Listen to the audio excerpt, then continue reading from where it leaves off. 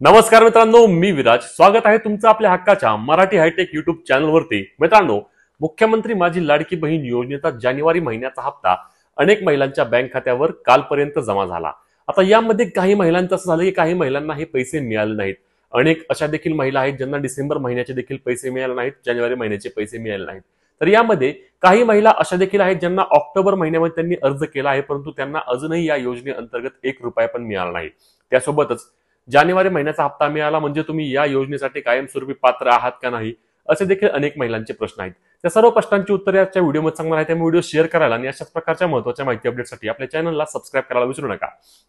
तर मित्रांनो, एक गोष्ट लक्षात घ्या, मुख्यमंत्री माझी लाडकी बहीण योजनेचा जानेवारी महिन्याचा हप्ता वितरण आता संपलेला आहे. आता यामध्ये ज्या महिलांना पैसे आले नाहीत त्यांना पुढे पैसे येणार का नाही, हा एक मोठा प्रश्न आहे. याबद्दल महिला व बाल विकास विभागाकडे चौकशी केली असल्यास त्यांच्याकडून देखील याबद्दल कोणतीही माहिती मिळाली नाही.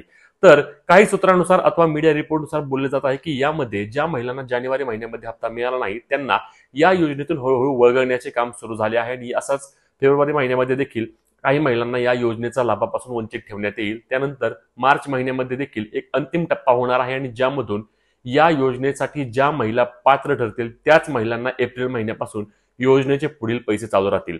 म्हणजे लक्षात घ्या, डिसेंबर महिन्यामध्ये देखील या योजनेअंतर्गत काही महिलांना यामधून वगळण्यात आले होते कारण त्यांची चेकिंग झाली होती. चेकिंग झाल्यानंतर त्या महिला या योजनेसाठी पात्र ठरल्या नाहीत असे सरकारच्या निदर्शनास आलं आणि त्यानंतर त्या महिलांना योजनेच्या लाभापासून वंचित ठेवण्यात आले. त्यानंतर जानेवारी महिन्यामध्ये देखील हीच प्रोसेस पुढे सुरू राहिली आणि यामध्ये देखील काही महिलांना योजनेच्या लाभापासून वंचित ठेवण्यात आलं. आता अनेक महिला म्हणत आहेत की आम्ही या सर्व निकषांमध्ये बसतोय तरी देखील आम्हाला या योजनेतून अपात्र का केलंय किंवा आम्हाला पैसे का आले नाही, आम्ही तक्रार कुठे करू किंवा आम्ही चौकशी कुठे करू. तर मित्रांनो, लक्षात घ्या, याबद्दल तुम्ही कुठेतरी चौकशी केली किंवा कुणाला जरी विचारलं तरी याबद्दल तुम्हाला फिक्स माहिती कुणीही देऊ शकणार नाही, कारण या संदर्भात कुठलीही अपडेट अजून देण्यात आली नाही. पोर्टलवर तुम्ही गेल्यानंतर, वेबसाईटवर गेल्यानंतर तुम्हाला त्या ठिकाणी जर रिजेक्टेड दाखवलं तर त्या ठिकाणी तुम्ही रिमार्क जाऊन पाहू शकता. त्या रिमार्कमध्ये जर तुम्हाला एखादा रिमार्क येईल की तुम्ही संजय गांधी निराधार योजनेचा लाभ घेत आहात किंवा तुम्ही पीएम किसान योजनेचा लाभ घेत आहात किंवा तुम्ही नमो शेतकऱ्याचा लाभ घेत आहात, असे रिमार्क त्या ठिकाणी येत आहेत. अजूनही वेबसाईट व्यवस्थित अपडेट होत आहे आणि अपडेट झाल्यानंतर तुम्हाला या योजनेपासून का वंचित ठेवण्यात आलं आहे किंवा या योजनेतून तुम्हाला का बाद केलंय याबद्दल देखील तुम्ही माहिती पाहू शकणार आहात. परंतु ज्यांना जानेवारी महिन्यामध्ये आता पैसे मिळाले नाहीत त्यांना यापुढे या योजनेचा लाभ मिळण्याची शक्यता खूप जास्त कमी आहे.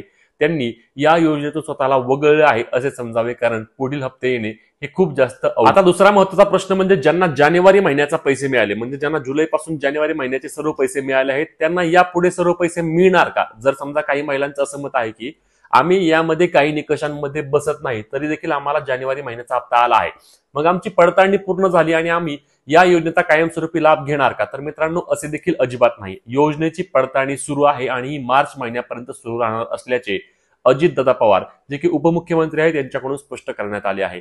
एप्रिल महिन्यापासून योजनेमध्ये काटेकोरपणे सर्व नियम जे आहेत ते अवलंबले जातील असे देखील दादांकडून सांगण्यात आले आहे, कारण राज्याच्या तिजोरीवर लाडकी बहीण योजनेमुळे मोठ्या प्रमाणावर भर पडल्यात देखील सांगण्यात आले. मग आता ज्या महिला एप्रिल महिन्यापासून या योजनेच्या लाभासाठी वंचित किंवा पात्र ठरतील त्याच महिलांना कायमस्वरूपी लाडकी बहीण योजना जोपर्यंत सुरू आहे तोपर्यंत हे पैसे मिळतील. तोपर्यंत फेब्रुवारी महिन्यामध्ये देखील काही महिलांना यामधून वगळण्यात येईल. मार्च मध्ये या योजनेअंतर्गत ई केवायसी प्रणाली येईल आणि ई केवायसी प्रणाली आल्यानंतर त्यामधून अंतिम ज्या राहतील त्याच महिलांना या योजनेचा लाभ मिळेल.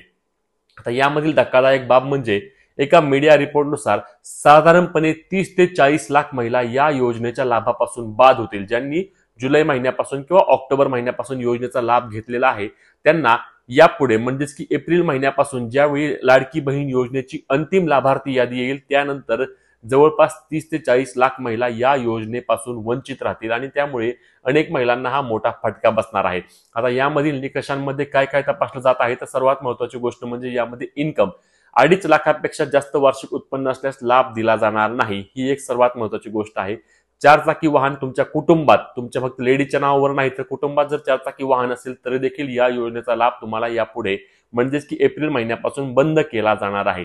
त्यानंतर तुमच्या कुटुंबात कोणी गव्हर्नमेंट सर्व्हंट असेल, पेन्शनधारक असेल तरी देखील तुम्हाला पैसे मिळणार नाहीत. 5 एकरपेक्षा जास्त शेती असल्यास तरी देखील तुम्हाला लाभ मिळणार नाही, कारण यामध्ये अजितदादा पवार यांनी बोलताना स्पष्ट सांगितले आहे की ज्यांचा ऊस जातो, ज्यांचा 100, 200, 300 टन ऊस जातो कारखान्याला, त्यासारख्या महिलांना किंवा त्या कुटुंबाला या योजनेची गरज नाही. जे धुनी भांडी करतात किंवा घरकाम करून आपला प्रपंच सांभाळत आहेत अशा महिलांसाठी आम्ही लाडकी बहीण योजना आणली आता यामध्ये अजून एक प्रश्न महत्वाचा म्हणजे की मग आधीच जर असं होतं तर मग सुरुवातीला तुम्ही या योजनेअंतर्गत महिलांना पात्र का केलं किंवा योजनेअंतर्गत लाभ सर्व महिलांना का दिला?